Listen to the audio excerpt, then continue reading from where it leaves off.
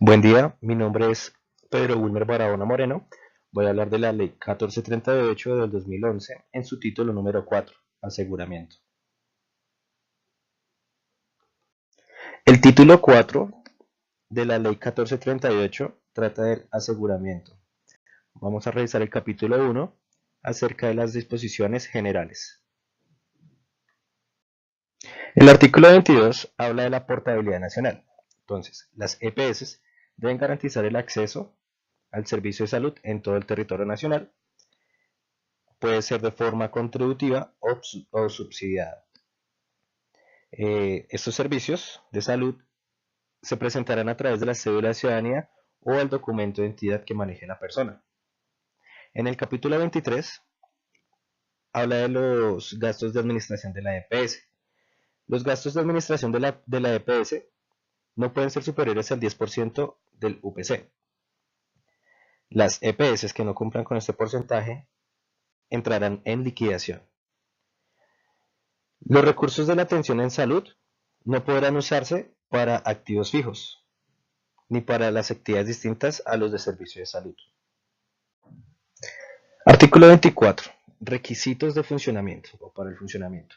La EPS debe tener un número mínimo de afiliados, pero aún no se ha determinado cuál es ese número mínimo. También debe tener un margen de solvencia que sea sostenible, una capacidad técnica y de calidad para prestar el servicio de la mejor manera. El artículo 25 trata de la actualización del plan de beneficios, que deberá hacerse cada 2 años. El artículo 26 trata del Comité Técnico Científico de la EPS, o más conocido como el CTC. Debe estar conformado por científicos y tratantes, no por personal administrativo, así sean médicos. Los casos que se presentan al CTC tienen respuesta de 2 días calendario. El artículo 27 habla de la Junta Técnica Científica de Pares, JTCP. Serán conformadas antes de julio del 2011 por la Superintendencia de Salud. Ya para este momento ya fueron conformadas. Va a disponer de 7 días calendario para emitir una respuesta de algún concepto o un tema general tratado en el CTC, que llegue o que logre llegar a esa instancia. El artículo 28 habla del derecho a solicitar reembolsos de prestaciones económicas. Tendrá un tiempo establecido de 3 años que contará a partir de la fecha en que el empleador realizó el pago al trabajador.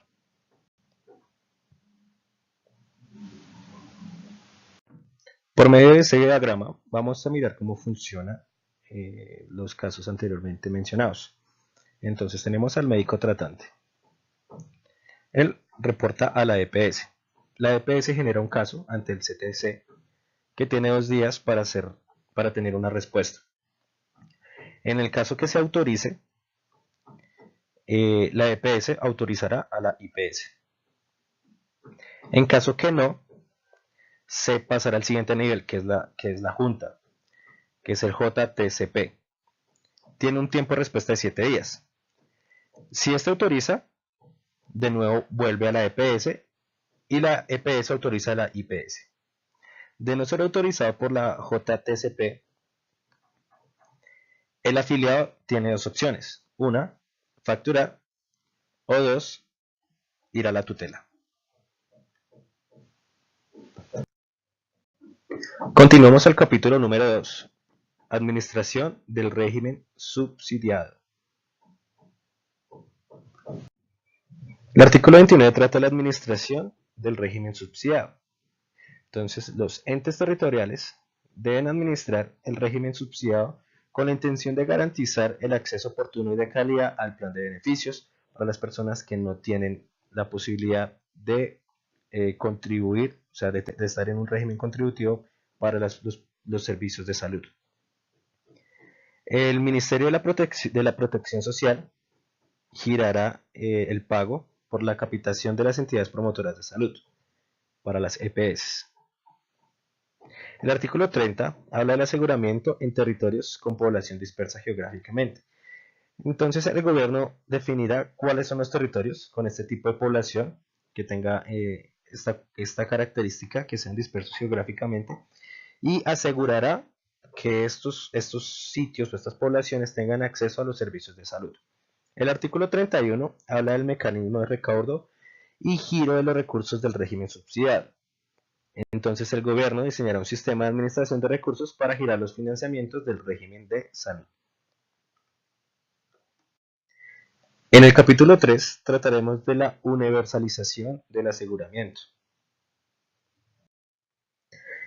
Por lo tanto, el artículo 32, con el mismo título, nos indica que todos los residentes del país deberán estar afiliados a un sistema de salud.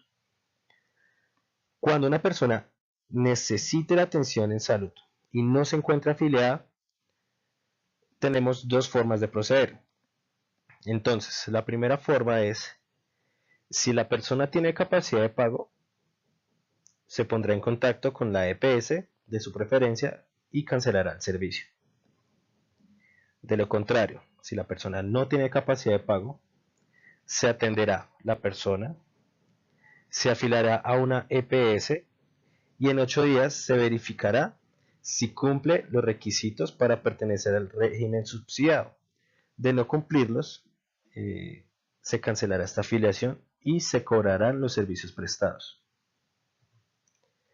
Las personas que ingresen al país, que no sean residentes, deben adquirir un seguro o un servicio médico o plan voluntario para poder estar afiliados y tener acceso al sistema de salud en el país.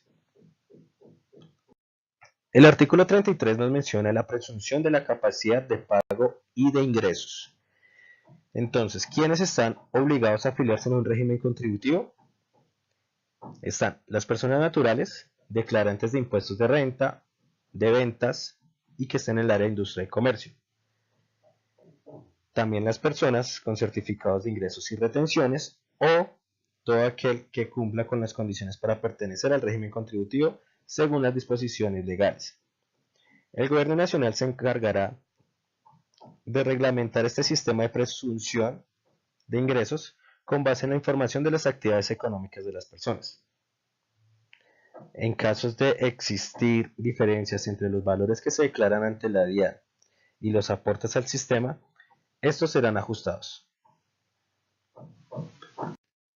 El artículo 35 nos habla de la permanencia en el régimen subsidiado. Entonces, los afiliados que están en el régimen subsidiado y consiguen un trabajo formal, pueden continuar en el régimen subsidiado, pero cotizando a la EPS por lo menos sobre un salario mínimo legal vigente. Y tendrán derecho a las prestaciones económicas. Existe la posibilidad en algún momento de volver al régimen subsidiado sin establecerse algún límite de tiempo. Si el trabajador no alcanza a devengar un salario mínimo legal vigente y desea quedarse en el régimen subsidiado, el empleador deberá aportar el régimen subsidiado equivalente al que correspondería en el régimen contributivo en proporción al pago. El artículo 36 habla de los planes de beneficios parciales. Nos menciona que al unificar los planes de beneficios no podrán existir planes de beneficios parciales. Por último, tenemos el capítulo 4 que trata de planes voluntarios de salud.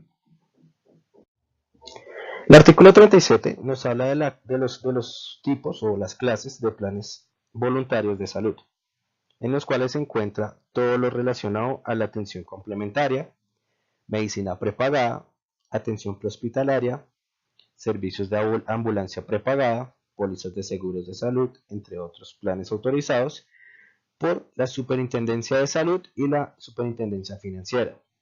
Y tiene las siguientes características. Primero, son voluntarios. Segundo, se financian en su totalidad por el afiliado o las empresas que presten este servicio. Se pagan con recursos distintos de las cotizaciones obligatorias o del subsidio de la cotización, o sea, lo que está fuera de la contribución al régimen de salud. Y su adquisición y permanencia implica la afiliación previa y continuidad en el post del régimen contributivo.